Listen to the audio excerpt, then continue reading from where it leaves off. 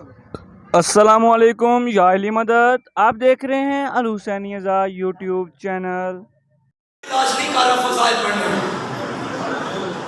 علی کی بیٹی کے صدقے میں حسین زندہ ہے اور حسین کے صدقے میں اسلام زندہ ہے۔ تم مٹاؤ گے عزاداری کو، یہ وعدہ فاطمہ کی بیٹی کا ہے، یہ چہلم فتح زینبی کا اعلان ہے۔ جب کھڑی تھی نا یزید کے دربار میں، ہاتھوں میں رسیاں تھی، میں مسائل نہیں پڑھا، مجھے معاف کیجئے گا، سمجھیے گا۔ سامنے یہ کمینہ تخت پہ بیٹھا تھا، اس وقت بابا کے لہجے میں گرجی اور پہلا جملہ اس انداز میں پڑھا۔ بی بی مطمئن کھڑی تھی، وہ مضطرب بیٹھا تھا، پتہ نہیں چل رہا تھا قائدن یہ ہے یا قائدی یہ ہے۔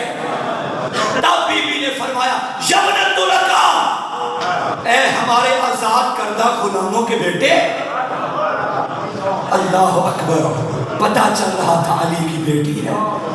فواللہ فقید قیدک وسعیک وناسب جہدک لا تنہو ذکرنا ولا تمیت وحینا، جو کرنا ہے کر لے، ظلم کے پہاڑ توڑ دے ہمارے اوپر، ستم کی بجلیاں گرا دے ہمارے اوپر، لیکن میں علی کی بیٹی برسر دربار یہ زبان دے کے جا رہی ہوں، قیامت تک تیرا نام لینے والا کوئی نہیں ہوگا۔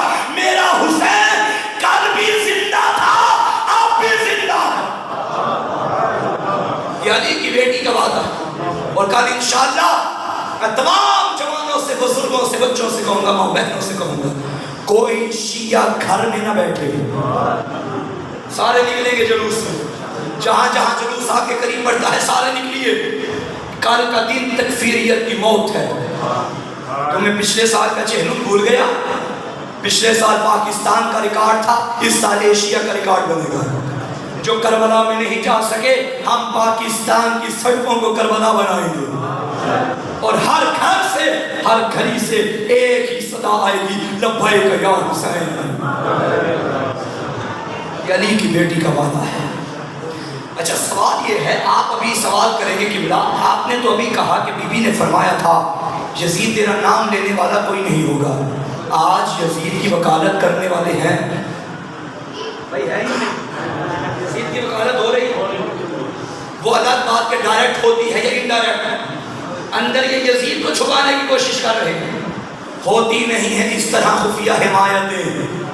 ذرا کھل کے سامنے آ، ہمت مزید رکھ، میں نے حسین رکھ دیا اپنے پسر کا نام، بیٹے کا نام برملا، تو بھی یزید رکھ، ہمت ہے تو رکھ، مگر کوئی یزیدی بھی بیٹے کا نام یزید نہیں رکھے گا، کیونکہ شہ ملوکیت کو خیالی بنا دیا، اور پھل لگ سکے نہ جس کو وہ ڈالی بنا دیا۔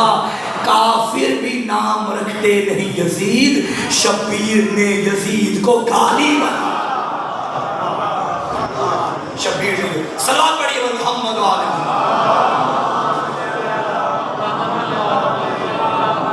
سامعین محترم، کل انشاءاللہ تمام شیعہ سنی احباب گھروں سے نکلیں گے اور حسینیت کے جلوس میں شامل ہوں گے، اور الحمدللہ میں جو کہ ایام عزا گزر رہے ہیں، میں آج پیغام دینا چاہتا ہوں۔ میرے سنی بھائی بھی جو یہاں موجود ہیں، یاد رکھیے گا، آپ آتے رہے، عزاداری میں شرکت کرتے رہے، آپ کا ہم پہ احسان نہیں ہے، کیونکہ جب آپ یہاں آتے تھے ہمارے مہمان بن کے نہیں آئے،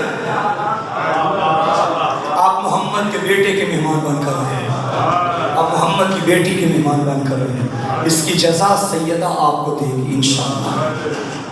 میں اسی سال کی بات ہے، عاشور کے دن ایک جگہ سے مجلس پڑھ کے میں دوسری جگہ جا رہا تھا، راستے میں ایک سنی بھائی تھا، اس نے سبیل لگائی ہوئی تھی، اس کا حلیہ بتا رہا تھا کہ دعوت اسلامی سے تعلق رکھتا ہے۔ مجھے جلدی تھی، لیکن پھر بھی میں نے ڈرائیور سے کہا کہ رک جاؤ، ہم یہاں سے پانی پی کے جائیں گے۔ میں اس کے ہاتھوں سے پانی پی کے اگلی جگہ گیا، اور وہاں جا کے میں نے یہ جملہ کہا تھا، میں نے کہا سنی کو میں دیکھ کے آیا ہوں، حسین کے نام کی سبیل لگائی ہوئی ہے، سنی کا بنام حسین سبیل لگانا اس بات کی دلیل ہے، جو فرقوں میں بٹ جائے اسے حسین نہیں کہتے، جو زندہ ضمیروں پہ حکومت کرے اسے حسین کہتے۔ حسین کا تعلق انسانیت کے سامنے سے، جاؤ دیکھو کربلا، جو سوشل میڈیا میں دیکھتے ہیں نجف سے لے کے کربلا تک کی شاہراہوں کا منظر کیا ہے؟ غریب امیر کو کھلا رہا ہے، بیچارہ صاحب چارہ کا چارہ بنا ہوا ہے، چھوٹے چھوٹے بچے آپ کی مہمان نوازی کر رہے ہیں۔ کربلا جانے کی حسرت دل میں ضرور رکھیں، دعا ہے جو آج نہیں جا سکے وہ آئندہ سال جائیں۔ اور یہ مت سوچنا، میری مائیں بہنیں بھی بیٹھی ہیں، جوان بیٹھے ہیں، توجہ، خبردار کوئی یہ نہ سوچے کہ میں غریب ہوں نہیں جا سکتا، میرے پاس پیسے نہیں میں نہیں جا سکتا۔ کربلا میں پیسوں سے نہیں جاتے، نصیبوں سے جاتے ہیں۔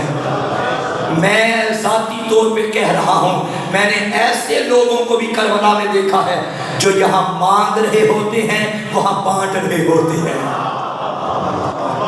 حسین کی محبت کا تعلق پیسے سے نہیں، وہاں حسین تو غریبوں کے دلوں میں رہتا ہے۔ حسین